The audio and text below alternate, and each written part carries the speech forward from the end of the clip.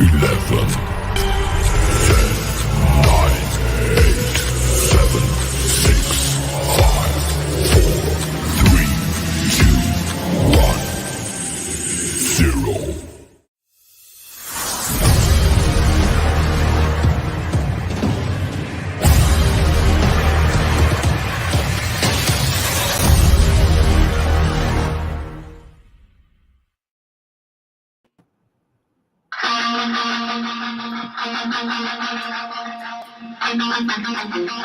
So it takes me back to the old stadium. So I used to play this before to get every playoff game. It was a little appropriate for what we were getting into.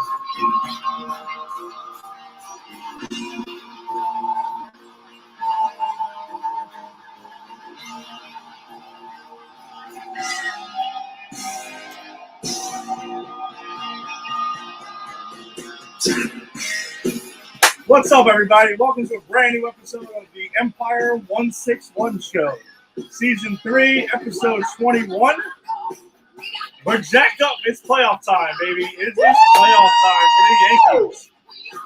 We can't wait to get it started tomorrow night. We will get into that at the end part. We got a couple of things to talk about, though, but confident to talk about these playoffs. But as with me as always, Lisa Garcia. Lisa, what is up?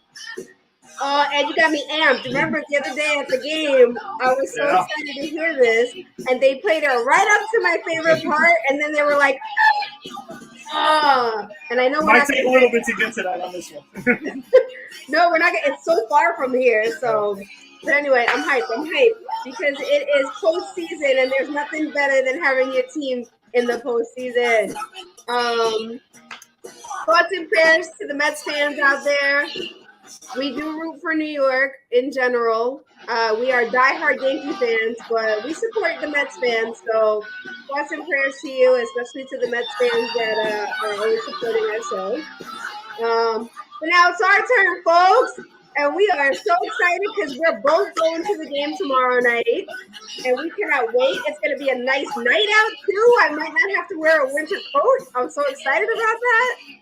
But before we get into that, we are going to talk about a couple of things. We're going to talk about the end of the regular season. We're going to talk about the Yankees and Dodgers Uncivil War, which I had to suffer through. But I did it for y'all. I did it for you. We're going to talk about that a little bit. And then we're going to dive into our, I believe, players of the season, of the regular season. And we'll talk a little bit about the ALDS coming up tomorrow night. So let's get going, Ed. There's Farachi. Thanks, boss. What's going on? We are definitely going to have a great show, guys. We always shoot for it. We see what happens. We'll let you decide what happens with that part. But yeah, no, first thing I think we definitely wanted to jump into, though, was something that I actually got to talk to Farachi about. Because unsportsmanlike conduct happened to just be that night, and Farachi needed a third person. So he was just like, you want to come on and talk about Judge? And I was like, yeah, absolutely. And it just happened. Yeah, so because he's on right now, I'm just going to point out, hey, boss, there are 2 co-hosts on this show, so I feel some type of way. When I saw that I was going to be on, I was like, wow, somebody must have forgotten that he has a dynamic co-host. So I'm just throwing that out there, all right? Let the girls talk too. Thank you. Well, there was also, I had to talk about, there was NFL, we're supposed to talk NBA, that part didn't exactly happen. It was a whole cluster of things, so that's what it was. I watched football this weekend. I did. No, the weekend before. I watched it last weekend too. There's somebody in my life right now that makes me watch football all the time, so all right. Talk about that. Fair enough. But yeah, so just in case you missed it, and you probably haven't if you're watching this show. Oh my God, you haven't. Aaron Judge did go ahead and pass Roger Maris, hitting his 62nd home run of the season. Woo! It was in the first at-bat of the nightcap last Tuesday night with the bizarre doubleheader that was scheduled against the Rangers. And yeah, his first at-bat, which it was clutch because I was almost going to negate the invitation to join Unsportsmanlike Conduct because I was like, the game is going to be on, and he hasn't hit the home run yet. And then he was just like, you can watch it during the show. It's okay. If it each at bat, and if it happens, then we get a live reaction. So I was like, all right, but thankfully he did hit the home run before we went on, so that actually worked out perfectly. But yeah, I mean, a monumental Herculean task to go ahead and to tie and pass Roger Maris for the officially the American League and the Yankee franchise single season home run record. The other record, like we talked about last week, Bonds officially in the Major League record books, does hold it with 73 home runs. That's a whole nother story. But yeah, so I mean, Lisa, I wanted to make sure that we talked about this because I wanted you to get your part of it. So obviously, you were beyond excited as well when it happened. Mm-hmm. But yeah, describe your experience when he hit the home run. So I was watching the game and I had paused it to go do something real quick. So I paused it really quickly right before the game started. And then I got a text message and I'm like, I'm not reading that. I think I know what that is. Because then I got another text message right after and I'm like, I'm not reading that. Let me push play. So I'm glad I didn't read them because it was you and one of my brothers who texted me. But I watched it and I got to watch it in my version of live, which was like 5 seconds after it happened. I thought it was hilarious that the one fan like jumped down so that in case the ball fell, he can go get it. But Yeah. Too bad for him because he's gonna be banned from that park now probably. Because the other guy actually caught the ball. So but yeah, I think I texted you this. I got a little teary-eyed for him and especially his mom too, because his mom didn't even know because it was one of his shorter home runs. His mom didn't know if it was gonna, reach or not. I don't think he knew either. He was just like, oh. Mm-hmm. So when he was trotting around the bases, I just felt like a sense of relief and pride for him and I don't know him. I never met him, but like in my opinion, it couldn't have happened to a better guy. Like he just everything about him exudes like genuineness and compassion and care and respect. He when he was in his press conference, he made sure to thank the Maris family. I can't imagine what this feels like to them. It's been so many years of their dad holding that record. And they were able to go and watch him do it, and Roger Maris Jr. was there and he gave his mom a hug and it was just beautiful. And I'm not mad at Roger Maris Jr. for the things he's been saying either. No, he's been really, really outspoken, specifically on social media since then. Yeah. And I can't argue with anything that he's saying. It's just we talked about this a little bit when Judge had tied Maris last week. But yeah, it's complicated. Unfortunately, it is. I personally wouldn't mind seeing Major League Baseball have an asterisk next to everyone who's passed them, and that was Sosa 3 times, which should probably tell you something is off there. I mean, honestly, if Judge hits over 60 home runs the next 3-4 years in a row, I mean, it'll be a little. I'll start being a little suspect there because that's just damn near impossible. Like that's just weird. Don't anticipate that happening though. But yeah, it should be Sosa's 3 times, McGuire and Bonds. I mean, just put the asterisk and tell the story briefly with use of performance-enhancing drugs. I mean, McGuire came clean eventually and admitted it. Bonds admitted it.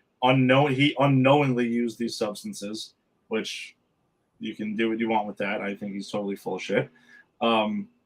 And Sosa, like we mentioned last week, Sosa's got other stuff too. He's trying to figure out apparently in his life, besides admitting to PEDs or anything or not. But I think, he was, the 3 are pretty damn obvious that that's happening. So then you go with it. And we had talked about last time that Roger Maris had an asterisk next to his for many years because it was in more games. It was 162 games when they expanded the season.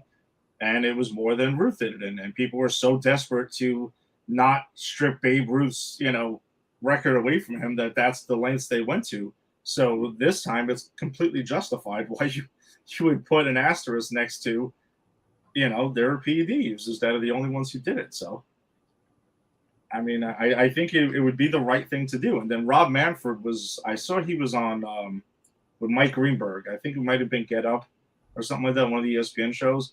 His response to it was just kind of like, well, this is the record book it says, so you can go ahead and make your own decision. Like, no. How about you're the commissioner and you put your foot down and you make it happen? That's it. Like, just do it. Like, come on. You're in charge. You got to make a call. This reminds me of the movie Aladdin, when Jasmine's father didn't know until the end of the movie that, like, I'm the Sultan. I can change the rules. You can get married to whoever you want. Just be the Sultan, Rob Manfred. Be the Sultan. That's great. That's a great analogy. That's a great analogy. It's true, and I get it. Like, sports commissioners, they work for the owners. I mean, I get it. No, it's true. That's technically, he's their spokesman. If you really want to say what his job is, and I think for the betterment of the game, this is what should happen. I mean, most people are acknowledging it, and I'm not saying that to act like Bonds' home runs never went over the wall. I'm not saying to delete it. Just put the asterisk and tell the damn story. That's all. And move on. Yeah, that's it. So I don't know. That's the take. Doesn't matter that he was a Yankee or not. It's just simply where I think a lot of baseball fans were waiting for a clean player to pass Maris, so you can kind of get that feeling of just didn't feel right with Bonds and McGuire and Sosa and all of that. Like, you kind of just wanted somebody to do it, and I kind of also think that was part of the reason that a lot of people are so angry still with A-Rod, to be completely honest with you, because at the time, there was a time, and remember, on-field performance, I'm not talking about anything else, it's on-field performance, it looked like he was going to be the guy. It looked like he was going to be the one to do it, and then once he turned up dirty, it was like, all right, here we go, just another one.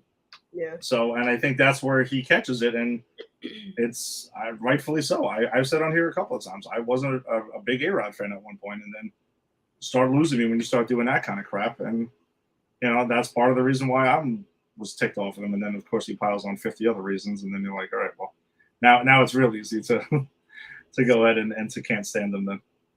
So easy. But what I really loved most, bringing it back to Judge, is the reaction from the teammates, right? Like, they all, I mean, every at bat that he had after 61, they were just watching and waiting every time. Yeah. So when he finally did it, like, they all jumped up. They were all excited. They all gave him hugs, and it was just so nice. I love seeing when it's like very clear that a team gets like, oh, so we're gonna be talking about Yankees-Dodgers on Civil War and how things looked, right? Yeah. But sometimes you could feel it. You could even feel it through the TV, like how well a team gets along with each other. And this iteration of the Yankees clearly gets along with each other. They have a lot of fun together. They support each other. From the rookies that just started, that got like their first home run, their first hit, their first RBIs, like all of the veteran players were praising them. Mm-hmm. And then everybody just rooting for him, and I'm imagining not giving him a lot of pressure, right? Because he already had his own like internal and external pressure. He doesn't need it from the team too. So yeah, just the way it all unfolded, I thought it was nice. It was quiet. It wasn't, they just gave him hugs and then they kept playing, and then Giancarlo Stanton got up, so I like that. I like that it was like kind of a quiet celebration, and they kept it moving, and they took him out after his next, I think he had one more at bat and he didn't get anything. So they took him out after that. I thought that was nice. A part of me wanted to see him in the last game of the season, but I do understand you don't want to risk it. So I get it, but yeah, I'm very happy for him, and I hope that in the postseason he continues to show up the way he has been all year. And I'm gonna stop there before I spoil my end of season pick. I mean, I think you might have an idea. I think there's only one choice, really. So yeah, and I want to second what you had said earlier. You definitely can feel the relief. You felt relief for him once he had hit it. Because you can see it was weird. We talked about it on our previous episode where it just wasn't a normal baseball situation. Every single at bat was changing out the balls because they want to make sure that they have them marked. And, the crowd's reaction was very different than anything else I've ever seen. It was just an awkward silence and cameras out and everything. It wasn't very postseason like either. It just wasn't normal. So I can imagine trying to hit in that situation is this weird pause before you're at pass and stuff, and like how mental the game is. That had to be strange. But yeah, I did want to see him in the last game. I was hoping. I know he asked to play. He didn't mention he wanted to play, but was going to just go along with whatever. It's not worth the risk. He was 4 points behind Luis Ariz for the batting title, so it's the Triple Crown. So it would have taken a lot. He would need to get like 3 or 4 hits that day. Ariz would have to go like 0 for the day. It wasn't in the cards. So. And I have to say I appreciate that too, right? Because clearly he's not a numbers guy. Because if he was, he would have tried to go for it. Yeah. So I appreciate that he was like, I'm good. I already got the most home runs and the most RBIs. I don't need the batting title too, and I'm likely going to be MVP. Like I don't. He was not saying that, but I'm saying that for him. Yes. So like I don't need the Triple Crown. Like everything is fine. We're going to the postseason. That's really all he cares. Like he cares more about that than anything else. So, I mean that I don't know. That just makes you like the guy even more, right? Because like he's not putting himself first. He's putting team first, and that's awesome. Yeah. Like you said, there's no reason to risk it. The game meant nothing. It is kind of funny that they ended up with 99 wins exactly though. Mm-hmm. That was it. I wanted to see them get to 100. I'm not gonna lie, I was rooting for that. But then once they didn't, I'm like, all right, that's kind of cool too. That's fine. Me too. Doesn't matter. You got the 2 seed. Doesn't really change anything in the end. So, all right. Well, let's go ahead and shift gears to an ESPN Films documentary that we had checked out, which I personally think they did a really crappy job promoting. I mean, Lisa, I know you said you were aware of it too, and like I felt like I didn't. Maybe I saw the trailer, like the commercials, and didn't really pay too much attention. But I kind of felt like I didn't know about it until the night before it premiered, when I was watching like Giants Cowboys on Monday Night Football. But ESPN Films has done I think the running time's about an hour and a half or something like that. Felt like 17 years, but okay. Yankees-Dodgers and Uncivil War pretty much focuses on the 70s portion of the Yankees-Dodgers rivalry. I mean, they do talk a little bit about previously because, Yankees-Dodgers was born when it was New York Yankees, Brooklyn Dodgers. Mm-hmm. But this kind of took on it like its own thing. Because they had met in the World Series in 77 and 78, which the Yankees had won both of those. The Dodgers did win, in the 81 World Series and swept the Yankees in their lone World Series appearance in the 80s. But yeah, my takeaways from this, I think it's very well made, a well-made documentary. We've had other documentaries, like if you did watch ESPN's The Bronx is Burning, which was not a documentary. It was basically a reenactment, a series that came out in the mid-2000s, and it focused on the 70s Yankees that were there. And it also took you around New York City at the time, because in 77, we had the blackout. There was a massive heat wave. There was the Son of Sam. Mm-hmm. There was a lot of stuff going on, and I think I was born. You were born. Like there was a lot going on there, and I mean, if you haven't seen The Bronx is Burning, like Lisa, I don't know if you've watched it or not. Really, we talked about that really, but it's cool. It's John Turturro is Billy Martin. Nice. And that's it. Like it's a really well acted. It's a really cool cast and everything. So I highly recommend that. It goes into it more and then everything. But this does rehash a lot of that from the Yankees perspective. But the new things that they brought from the Yankees perspective was going into Reggie Jackson's history, which they go into a little bit in The Bronx is Burning, but not like super deep. This actually goes much deeper into Reggie's upbringing and everything like that, which I definitely appreciated that part of it from the Yankees part. The Dodgers stuff, I learned a lot because I didn't know much about Steve Garvey. Heard the name and everything like that in time in Minnesota, but like this was interesting to get like that perspective of it. And Rob Lowe doing the narrating on this was cool. And yeah, so if you don't know much about the 70s Yankees, I mean, you should definitely check this out because you'd probably learn like a completely new new thing here. And Lisa, what were your overall thoughts, and maybe what were some of the things that you knew or maybe learned from this? I didn't know much. I knew that Billy Martin and Reggie Jackson had a very contentious relationship with each other, because that has been documented, like ad nauseum. Yes. And Billy Martin had a contentious relationship with everybody, it seemed. I knew Tommy Lasorda was the manager of the Dodgers, because he was the manager for years.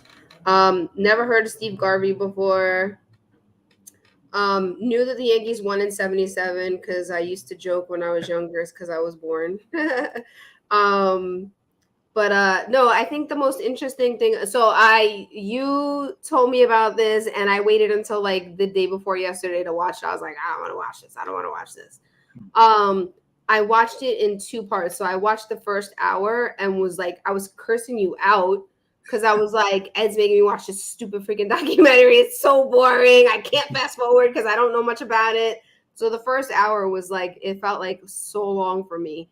The second hour, I got into it a little bit more. I can't say I loved it. I did learn things, though. I learned a lot more about Reggie Jackson. I always thought that he was, just one of the more gregarious, confident, bordering on cocky, bordering on arrogant, members of the Yankees. But he also had reason to be that way, right? Because he did a lot for them. But what I appreciated about it was him, and I wrote a couple of his quotes down. One of the first things he says in the documentary is, when you're a black man, you crave for dignity because you don't get it, right? And if you take it in the context of the 70s, it wasn't easy to be a person of color playing a major sport, especially the sport of baseball, where it's still predominantly white. And he said the world isn't ready for a black man getting his own way. And he got his own way. Like, he was courted to become a Yankee. He produced for them. And then Billy Martin, because he didn't like him, would like put him as a designated hitter or have him batting 6th when he really should be the cleanup hitter. And that was just like, because Billy Martin had issues with him. So I appreciated when I heard more of his perspective and what he had to go through when he was in the minor leagues for I believe Oakland, and he was in Birmingham, Alabama. Yeah. I was recently in Birmingham, Alabama this summer, and woo, it felt, a little we were constantly like, with our group. Yeah. So and this is now in 2022. So I did appreciate the little bit of history about like the theme of the 70s being the me decade and people focusing on themselves and kind of just being like a really selfish decade for folks. Yeah. I thought it was hilarious. I don't remember who it was. It was one of the baseball writers said that George Steinbrenner, Billy Martin, Tommy Lasorda, and Reggie Jackson were 4 of the biggest narcissists in baseball history. I was like, wow. Pretty accurate. Yeah, definitely pretty accurate. What I really liked, though, what I really got into was learning more about the Dodgers and how they were labeled choir boys, but they actually like couldn't stand each other. And it wasn't just one. So with the Yankees during that time, it sounded like Reggie was the one that was like, people on the team were like, oh man, come on, this guy. But with the Dodgers, it was this guy and this guy and this guy and this guy. And like, they all couldn't stand each other for different reasons. And each one didn't like one for like, I know Gator at one point was like, it was like a soap opera being on our team. And I'm like, the Dodgers were the soap opera. That was the real drama. Yeah. And I think that's part of that. That's what I think the documentary was also getting at. My takeaway was that the teams were way more similar than I think they realized. Mm-hmm. In the end, and I do like the fact that they went into the public perception, and again, this is because sports were not covered the way they're covered now. Now it's 24/7, and we have so many different ways that we almost pretty much know everything. And I still don't think we know everything, but with then, like, it was you had a way to pretty much bring the veil down a bit more, or put it up so you can't really see, and the Yankees were labeled the Bronx Zoo and everything, and like the papers were writing all about it. There's a big thing in a cartoon from the Daily News back then that has them all, like the big heads and everything like that. And Yeah, you got the whole Thurman Munson, Reggie Jackson thing. Billy Martin versus Reggie Jackson. Billy Martin versus George Steinbrenner. But yeah, the Dodgers were just as dysfunctional. Yeah. If They were not more. just behind closed doors where the Yankees were out front and everybody saw it. Exactly. And you're right. That's the New York media covering the team, not the way that the Dodgers, like the LA media covers the Dodgers, at least at that time. Mhm. That's the big differences there. And what you also learn in The Bronx is Burning, is that like Mickey Rivers had like gambling debts all over the place, and his his wife's coming over to come get him like money and things like that. Like you find out a lot of crazy stuff that was going on there. Yeah. So and the backdrop of the 70s though is what it fascinates me, because this was like right before I was born, so I didn't really know about some of this at all. And I'll never forget, even though I know it's about The Bronx is Burning, but I remember watching one of these episodes. I watched a lot of that series with my father. Like we used to get together, and it was on once a week. And there was the one episode where they focused on Heat Wave, and it was like a dude climbing up the side of the Empire State Building. Like there was just madness they were focusing on, Summer Sam and everything. And then I went to a commercial break, and I turned to him, and I'm like, "What the hell was going on back then with you guys?" And he took a deep breath, and he looked down for a second. He goes, "It was hot." I'm like, "That's it. That's your explanation. It was hot. It was the summer, so we all lost our minds, and that was it. We ransacked the city, crazy stuff with the, okay, all right, buddy." It was, Well, that was I mean, great. it was hot. Drug use was at like a peak in the city. Yeah. Crime was at its peak. But his explanation being the heat is what caused everyone to go mad, and it caused the Yankees to be dysfunctional and everything. Was just great. That was pretty much it. I mean, one of the baseball writers said in the Uncivil War, he was like, if you had to park your car 3 to 4 blocks from the stadium at that time, there's no guarantee your car would be there when you left. And it was almost like the stadium was a sanctuary, and people almost didn't want to leave it once they got there. So did you see, I did not know this, so this surprised me. Game 2 of the World Series, where people threw smoke bombs on the field. That was nuts. That was insane. Reggie Jackson picked one up with his glove. Yeah, that was nuts. That was completely nuts. I couldn't believe that. And the thing that they focused with the 78 World Series, though, was Reggie's whole hip and run play. Where he went ahead and got hit with the ball on the throw when they were trying to go in turn 2. And the Yankees ended up scoring off that, which everyone lost their minds. And Losada was just like, I've never seen anything like that before. That should have been obstruction and everything. That was a huge turning point in that World Series, which we were talking before we came on, was most of the focus is 77, but 78 gets some time. Yeah. Then very little. Very, very little time. They just kind of went straight to the World Series for that one. And then the 81 World Series gets like 5 minutes, which is fine because the Yankees lost that one. So I'm good with that. We don't need to dwell on it. Yeah, they got swept. I don't need to get into that one. And then there was at the end, there was the where are they now type of thing. So what was the aftermath? And you had mentioned like Steve Garvey ended up getting divorced because he wasn't the choir boy that his whole image was presented around. And then obviously it went to Billy Martin getting hired and fired 5 different times and stuff like that, and catching up with Reggie. Yeah, Billy Martin. I mean, so I also didn't know that what they said about his mom and how he grew up. I also didn't know that his mom was allegedly a prostitute, and like he would come home from school and see her with men. Like, it's no surprise that he had an alcohol problem, and he clearly had a mental health issues too. Because, and not for nothing, George Steinbrenner abused the crap out of him. Yeah, calling down to the dugout. Yeah, calling into the dugout during games and making pitching suggestions and blah blah blah blah. Yeah, it was wild. It was a wild time. But just to close it out on my end, one of the last things Reggie said in the show, whatever it's called, really stuck with me, and I wrote that down too. This was, I think, one of the last lines of the show.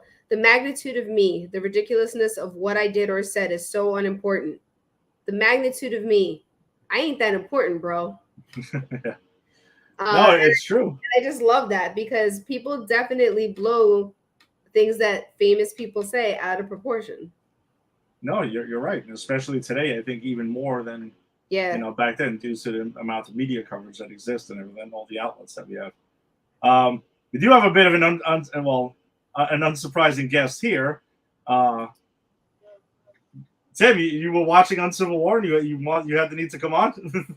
I have not watched Uncivil War yet. I'm here on official business, a business Okay. capacity. So Ed, I need you to do me a favor. What's up? I need you to take your hat off so I can take a look at it. What? Let me see the underside of your brim, please, of your hat. The black rim? Oh, Yep, he's let gonna me see need it. to see Let me your see it. ears too. That's right. I need to see your ears. Okay, all right, I need to check your forehead.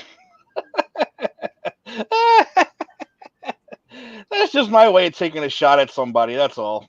Oh Jesus! It's I don't think he's watching title. tonight. I don't think he's watching tonight. I'm doing it on every show this week. I am going to annoy the hell out of somebody. You know who it is too. I didn't even know that show started, by the way. No, it's just a one movie. Oh, is it? I didn't even know. I didn't even know a- it was out already. I have to go check that out now. I had no idea. Yeah, you specifically, I think you'd get a kick out of it. Oh yeah, it's double teams. Yeah, that's what I'm saying. I think you'd get a kick out of that one. It was, I said it was pretty good. But you watched Bronx is Burning, right? Yeah.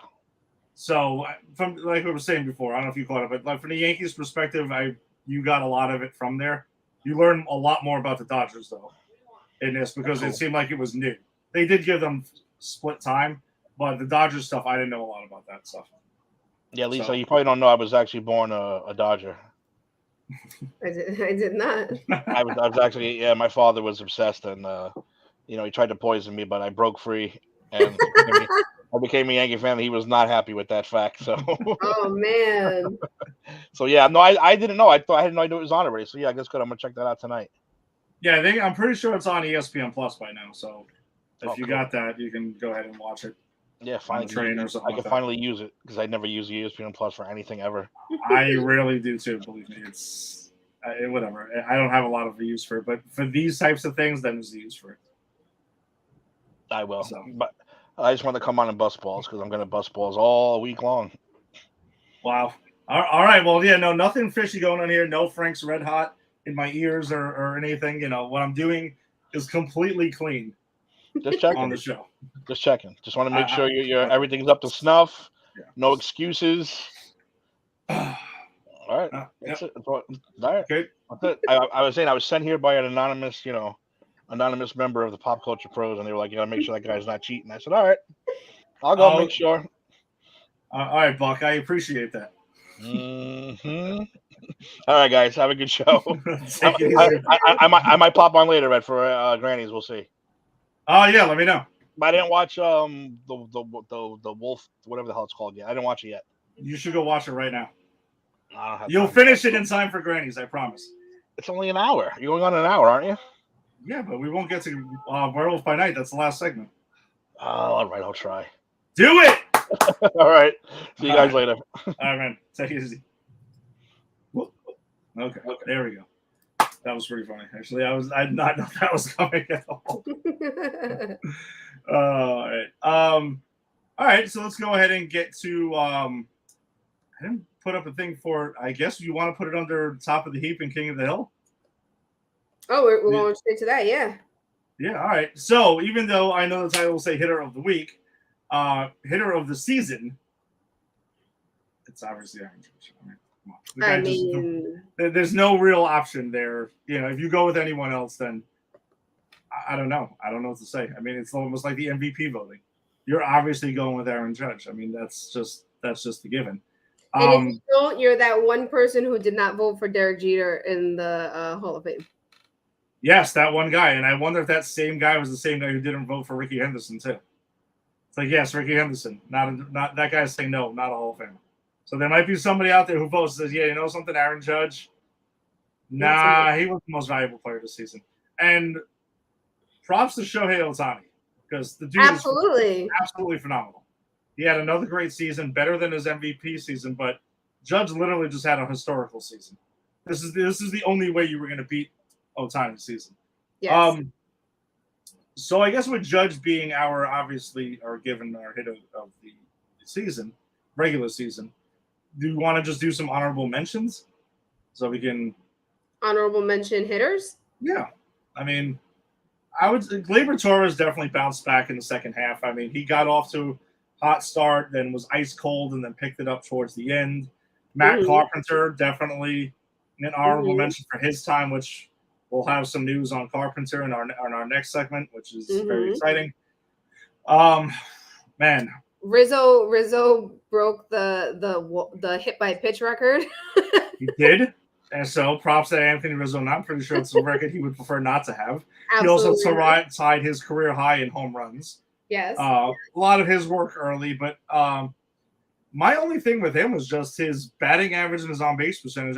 You would assume that they would have been higher with the numbers he put up with his RBIs and home runs, but I mean, still pretty clutch. Giancarlo Stanton, I mean, his average and on-base percentage not great, but listen, you're going to hit 31 home runs in a bad season, then it's not. Yeah, seriously. It could be much worse. Put it that way. I'm gonna give 2 honorable mentions to 2 folks who joined the team very late from the minor leagues, and it's Oswaldo and Oswald. 2 different people. Yeah. Yes, we promise you, they're not the same person, just morphing around, even though Cabrera is everywhere. Listen,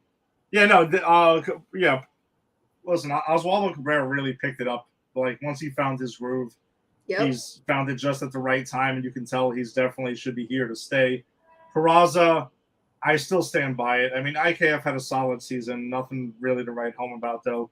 Defensively, better than Gleyber Torres was last year, so I will say there was an upgrade there. Yes, but I would have wanted to see Peraza play more. Once he got called up, I think you should have gave the kid a legitimate shot. Otherwise, what is he doing here? Yeah. Besides getting experience on the bench. I mean. Yeah, and hopefully he gets to play more and help out because I think he's going to be a great asset.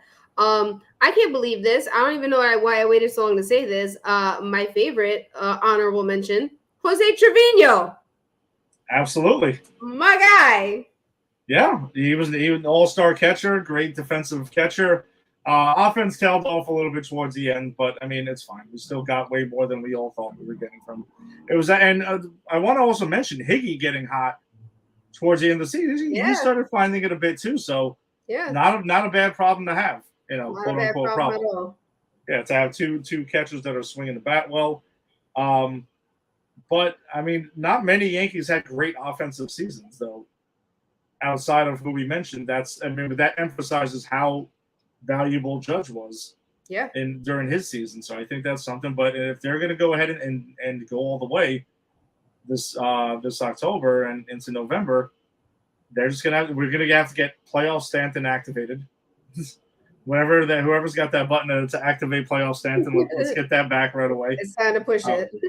Yeah, it's time to push it now. He started hitting some home runs the last couple of games of the season. He did. So hopefully that carries over. But yeah, that would be for that. Can we say one dishonorable mention? Oh, please, God. There could be 2 of them. One of them we got rid of. Well, no, this is for hitting. No, for hitting. You know who I'm talking. Aaron Hicks? Well, yeah. That's mine. Yeah. And who's the other one? Joey Gallo? I know you probably forgot about him. I forgot. I know you forgot about him, but he was on the team for a good portion of the season. I did. I forgot. Sorry, not sorry, Joey Gallo. Sorry. Little Nicky, as I like to call him. Oh, God. No. I'm more focused on Hicks. Listen, that game that we were at where Aaron Boone had to take him out because he was getting, allegedly because he was getting harassed by the fans. Are you kidding me? I just think, no, you know what it is that I just think that he knew that mentally the dude was just done. Mm-hmm. And I think the Yankees are done with him too. It's just, well, in the next segment we'll talk about it. I would be very surprised if that happens, and in what capacity if it does happen. But I kind of think like with Gallo might find a home next year and go back to hitting 40 home runs and stuff like that. You couldn't take New York. That's it. And Hicks, I mean, I don't know if couldn't take New York or not, but I think they're going to move him in the offseason no matter what and eat the contract of whatever the hell's left he's got the 4 years that's there. So, yeah, those are definitely dishonorable mentions because that was hard to watch. Oh, it was so brutal. All right. I mean, I have a feeling we know where this is going too. I mean, this is you can go ahead and go with it for our pitcher of the regular season. He's been my favorite all season. I've been talking about him all season. I got his T-shirt. I'm gonna need a new one to come out soon too. He is one of the flyest dressed pitchers. If you saw him at the All-Star game, my boy, Nasty Nestor Cortez Jr. is my king of the hill for the year. There's no decision. There's no. I feel like those were the two that the honorable mentions were where we're going to get into it. Of course, it's Nestor Cortez. There's no one who could possibly imagine he was going to have the season he had, and hopefully he carries it into the postseason. Hopefully, this is the guy who he is for moving forward. Hopefully, he just figured it out. I know he talked about changing a training regimen and adding just his approach to pitching and just mixing it up and everything like that. So hopefully that's what leads to his success. And this isn't just like a flash in the pan, like an Aaron Small or Sean Chacon for those who remember those guys, from, I don't know, feels like 10 years ago. I'm sure it was less than that, but like those are the like hidden gems that were found at that time.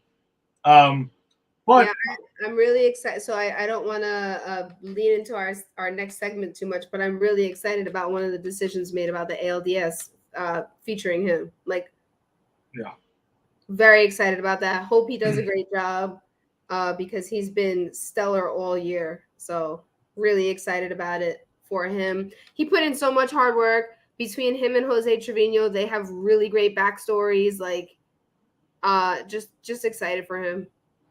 And their whole thing in the All-Star game was a highlight for a lot of people. Yes. Yeah, who brought in that, like, I think especially for fans who are kind of like learning the baseball dynamic of how it goes with the pitcher and catcher, the communication, the silent action that we like to call it. That was great. That was incredible insight there of what they go through from pitch to pitch. So yeah, David Cohn said he absolutely loved it and that they nailed it. Yeah, that was great. And I think listen, Cole did not have the I just think his expectations are what they are, the contract and everything and being the ace. Props to him for getting, breaking Ron Guidry's record for setting the most strikeouts in the season, but we can't in the postseason just can't afford to have him have these blow-ups. Like pitch great for 5 innings and then 6th inning he goes up a 5 or 6 spot out of nowhere because that can pretty much cost you the game in the postseason. So, unlikely the offense is going to keep bailing you out. So, I think he didn't have the season we expected, but still not a terrible season. And I think Jameson Taillon needs to get some props here too, because the back end of the honorable mention of Jameson Taillon because he pitched pretty damn well, and we'll talk about him a little bit more in a minute because seems like he might have an interesting role in the postseason. Mm-hmm. But yeah, no, he had a really solid season, and it'll be decision time for Cashman in the offseason to see what they do with him because he is a free agent as well. So, and I guess, and out of the bullpen, I don't know, it got kind of shaky. I mean, I would say first half Clay Holmes was phenomenal. Absolutely. I mean, he was an all-star, and then second half not so much. Ron Marinaccio was a great find. Sucks that he's hurt right now, but he had made some nice headway as well. And then it was just kind of very up and down, which is very unlike the Yankees bullpen, honestly, for the most part. Because we've had a lockdown bullpen for years. That's been the strength of their team for a good time now, and it just wasn't like it. So it'll be interesting to see what happens. There's definitely the potential there. Absolutely. They have a lot of guys that are on the verge, and if they could just stay healthy, because that's definitely one of the things that sidelined the bullpen where so many guys that got hurt, then, we'll continue to have strong relief pitching. But, Lucas Luque was, consistent and then not. Jonathan Loaizaga got hurt. Just several guys, like you mentioned, Clay Holmes, Clark Schmidt, like. Wandy Peralta. Exactly. Wandy Peralta. All of those guys were like, oh, that's going to be the closer. No, he's not. Oh, that's going to be the closer. No, he's not. So we need that. And maybe you don't need one closer, right? Like maybe you just need situational and moving forward, that's what we'll do. I don't know. It would be good to know that there's at least one or two guys you can definitely rely on, but that was hard to do this year. So we'll see what happens. We'll see what happens. I do have something to mention for the next segment that I'll hold on to for that as well, in terms of what they decided to do with the pitching staff for the ALDS. Well, let's get into it. Let's just jump right to it then. Yankees-Guardians ALDS preview. So that series kicks off tomorrow night. If you're not going to be at the stadium, it will be on TBS because they will be picking up the Division Series coverage, at least for the American League. 7:37 start tomorrow night. The introductions are one of my favorite things about going to a postseason game because I absolutely love booing the other team's assistant personal trainers and completely ridiculous people that get introduced only for game one, and then we'll never hear from them again. So I get a kick out of that, and I get some looks from people, and I'm all good with it. It's fine. But every single member of the Guardian staff is going to get booed tomorrow night. No question about it. And maybe unmercifully. Some maybe not. That's it. That's just the way it happens. But for the roster segment, so it's not official. They'll be dropping in their rosters. Official will be announced tomorrow. But the big news regarding the playoff roster, at least officially, is that Aroldis Chapman decided to skip a mandatory team workout on Friday and was DFA'd. He was going to be left off the playoff roster, then completely outrighted because his contract's up. That's it. There's no point to have him here. You left a little nugget out, though. Oh, why? Yes. Yeah, no, I was going to get to why in a second. I wanted to spell out what it is. Because the why we weren't 100% sure about. It was just the quotes I think we had until earlier today were, Boone saying it was unacceptable. His reasoning was unacceptable. And we found out more of his reasoning being truly unacceptable because he went back to his home in Miami, was told to report to the workout, and wanted to be assured that he was going to be on the postseason roster before getting on the plane and coming up. And, I mean, we would have been stunned if he was on the playoff roster. And I think he knew that he wasn't going to be on the playoff roster and decided to sit out. That's why he wanted it to be assured of it. And straight up, like Chapman, fuck you. Honestly, just straight up, fuck you. Are you out of your mind? What did you do this year, Aroldis Chapman, to make it so that you should be on the playoff roster? Tell me what you did. Yeah. Because your biggest moments, every Yankee fan is going to remember you for two moments as a Yankee. And I'm not someone who was anti-Chapman the whole time because, yes, they traded for him for the circumstances were not great because he had some accusations against him when they had traded for him. But he was I'm just talking about strictly on-field performance, though. He was very effective for quite some time. Yes. And then he wasn't. And he blew the 2019 ALCS, right? Went ahead and did that against the Astros, hanging that slider to Jose Altuve. Granted, Jose Altuve got some assistance knowing that was coming, but if you do look at the pitch, he did hang the slider. And honestly, I think Altuve would have hit that out whether he knew it was coming or not. He obviously did. And then against Brazo and the Rays the following season. Again, Game 5 and everything, and then he tries to go ahead and beat him with a fastball in the inside corner that Brazo went ahead and turned around. So that's what you're going to be remembered for. Those two things, not anything else. So as Lisa said, and for leaving the team because you weren't guaranteed a spot on the roster, like that's not going to go over well. Yankees fans definitely don't appreciate that. No, and nor should his team. His team, who had his back, right? They had his back in press conferences and stuff like that. The whole organization had his back through thick and thin. And then this is what you do at the end. Dude, get lost. Like, honestly, just go. Again, it would have been insane if you were on the playoff roster to begin with. But good riddance, dude. But to think that you were going to be like that part boggles my mind. It's like, what did you do this year other than like blow games up? Or his leg tattoo was during the season. How about that? Oh my God. How about that? Yeah, that's also something stupid he'll be remembered for. So not a good look. No bueno. Yeah. So thankfully he's officially off that. We do have the pitching. They did go ahead and announce the starters for the first 3 games, so we do have that.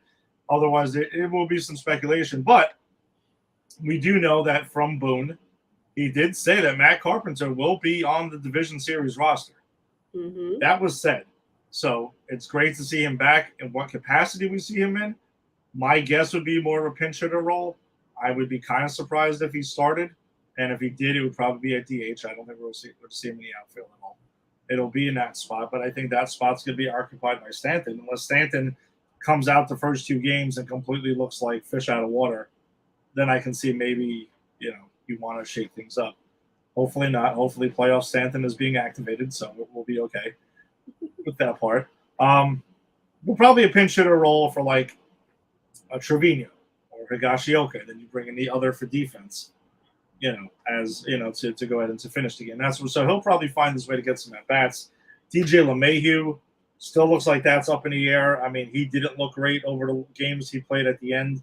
Looks like that toe was still affecting him. So if he can't drive the baseball, then honestly, he shouldn't be out there. I mean, if he can't actually, appreciate him trying to fight through it. But I mean, it is what it is. You got to go with, everyone else, because they do have a pretty deep roster and they have to figure out exactly what's going on with it. But I mean, I guess the starting lineup, you got to imagine is going to be something with Donaldson. They're going to go with IKF. I don't see how they're not going to go with Peraza completely out of nowhere. Labor will get the start at second base. Rizzo, Trevino, Higashioka, probably flip a coin at this point. Pitcher.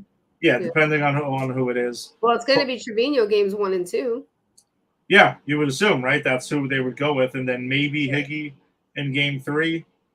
I don't know, or maybe not. You don't really have to with the schedule. I mean, the way that it is right now. Yeah. Any outfield, I would assume you would go Cabrera, Bader, and Judge, and Stanton at the DH. I think that's your starting lineup.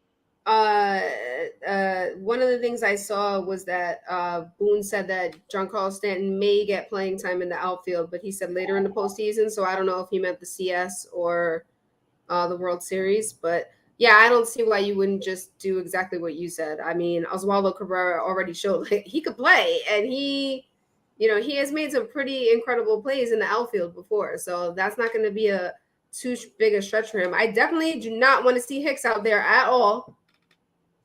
So that's where I wanted to get to, was the bench.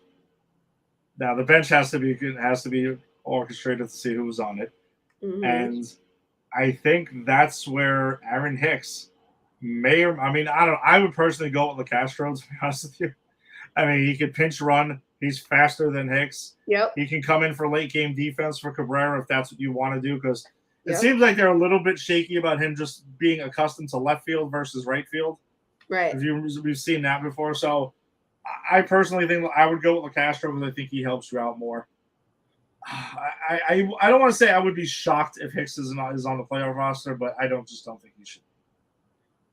I mean, I'm not going to be surprised if he's on it. I just don't want to see him as a starter at all. No. I think if we do see him, it would be late game defense or a pinch runner or something like that. Right. Or maybe a reliever comes in. He has outstanding numbers against this one reliever, and Trevino or Higashioka's spot is coming up. It has to be a very, very specific situation. Very niche, yes. Yes, exactly. Perfectly put. Like, that's the way it has to be. Yeah. Having said that, I would still go with Castro. And Peraza will be interesting to see if they go with him, because he would give them more roster flexibility if they do want to pinch hit Carpenter for, IKF. Let's just say you need a lefty and, with some pop, that you can bring in Peraza to play defense. So I think Peraza does have a role it's possible. I will say it's a little unlikely, but I think it's possible that we do see Oswaldo Peraza, on the postseason roster, at least for this round. Because I don't think DJ should be on it. I don't. Because he needs his toe injury, they're saying he needs time to rest it, and that's the only way they're going to get to it. So yeah. And I guess from the pitching perspective, you want to go ahead and go through the pitching problems, because we know who the first 3 starters are.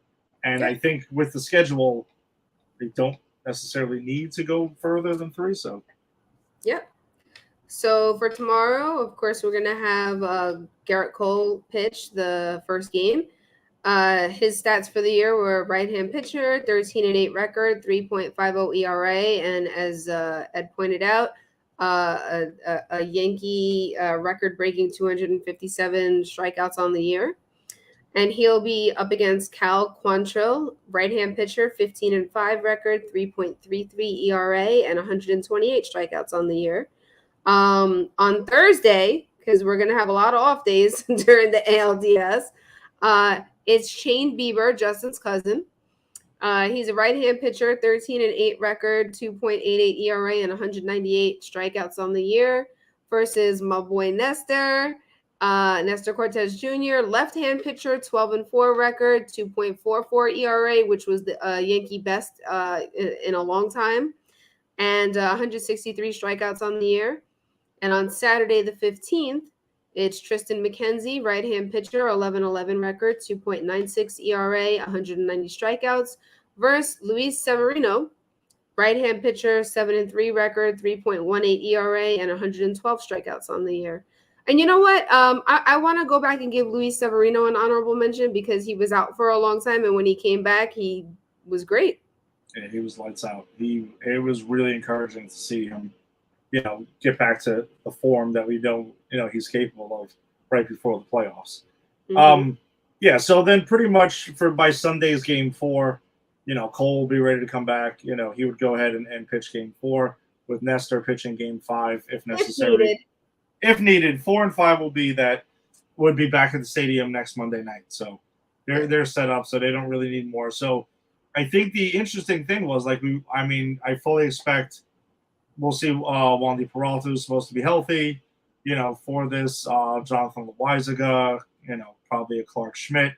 Domingo Herman will be in the bullpen, which that could be a pretty interesting weapon that they have there. Mm-hmm. And Jameson Tyone was somebody that Boone mentioned as potentially a closer, or at least in a closer role of some sort, to be used there because the main thing would be because he throws strikes.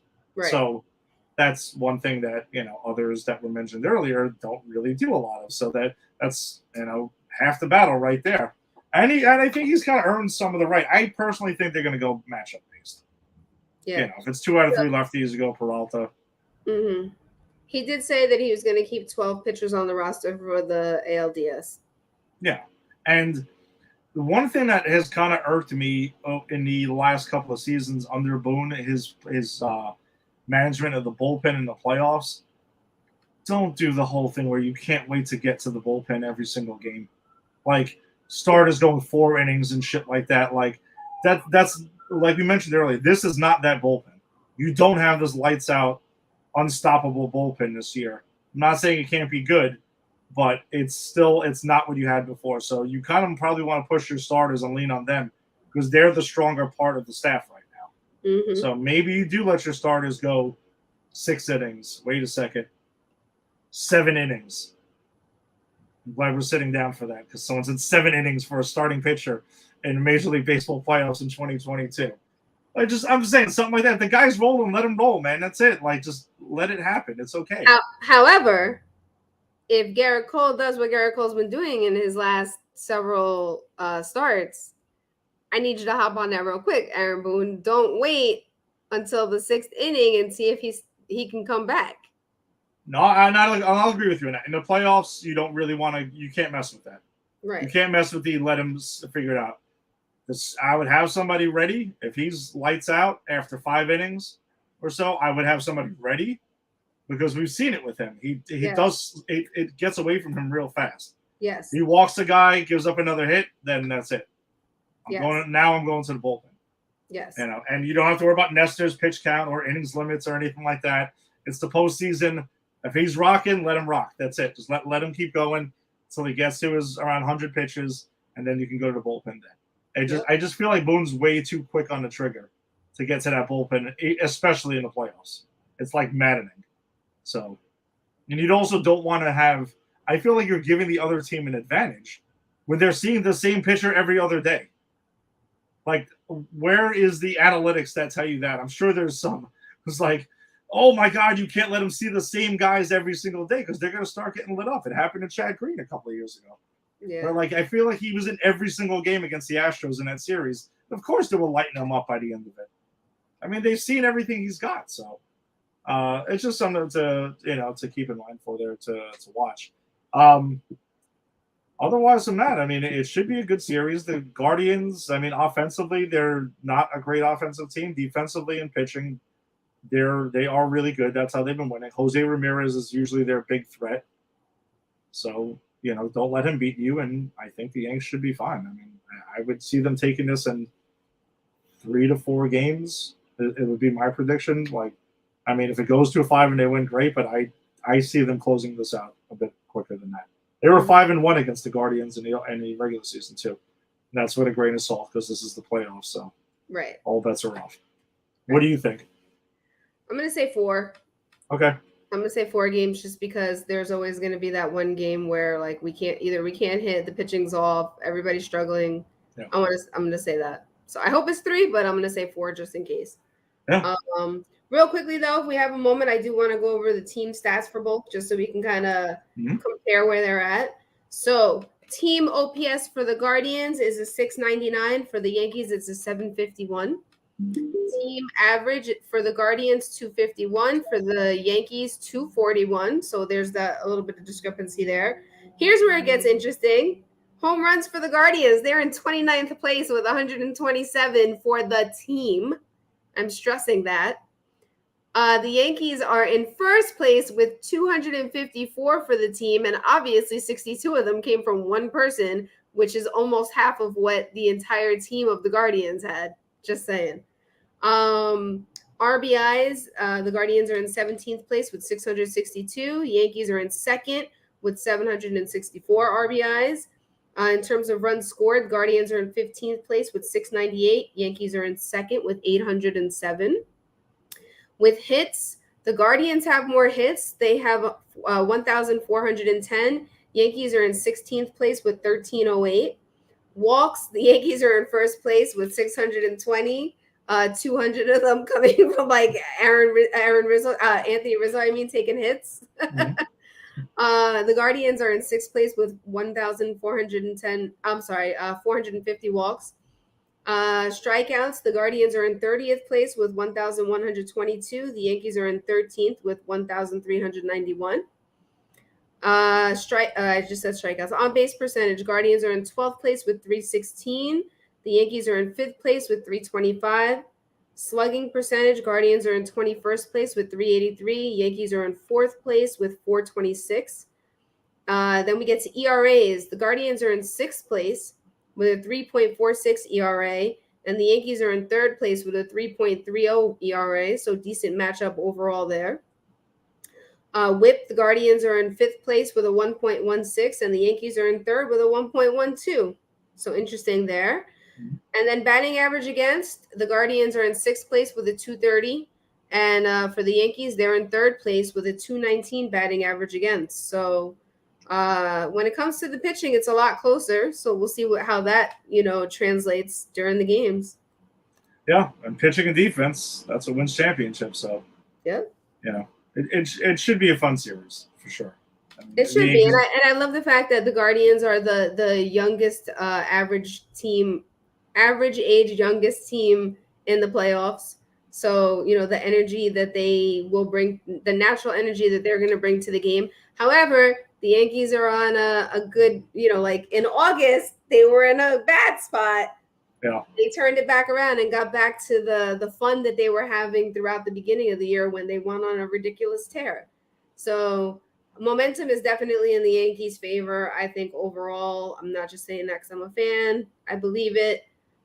There's something to be said about veterans that have, been in this situation as well, because the playoffs bring a whole different level of pressure.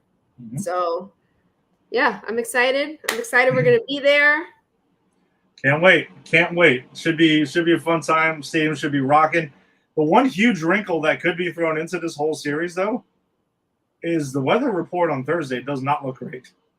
So I'm kind of wondering what happens with Game 2. I mean, obviously, if it gets washed out, then they would have no choice but to play it on Friday. I'm just curious to know when they would do it on Friday. because they have, they got to head to Cleveland right after. So I do wonder if they would push for like a Friday day game. They have no choice, just so they can give the team travel time to get it moving. So, and that's just something to keep an eye on, for this. That could change. I mean, that affects the bullpen. It affects a lot of things. So, I don't know. Good point. Yeah, we shall see. Also, it would affect Game 5 because, I mean, Nestor would not be available for Game 5 then. Yeah. So, even more reason to close it out before then. There you go. So, all right. So that will pretty much wrap it up for us this week. Thanks for joining us, as always. If you joined us on Facebook, go ahead and join the Facebook group of the Empire 161 Show group. We'll be sharing plenty of playoff highlights and lineups and all of that kind of stuff on there. Same thing with our Twitter account, at Empire 161 Show. Go ahead and give us a follow there.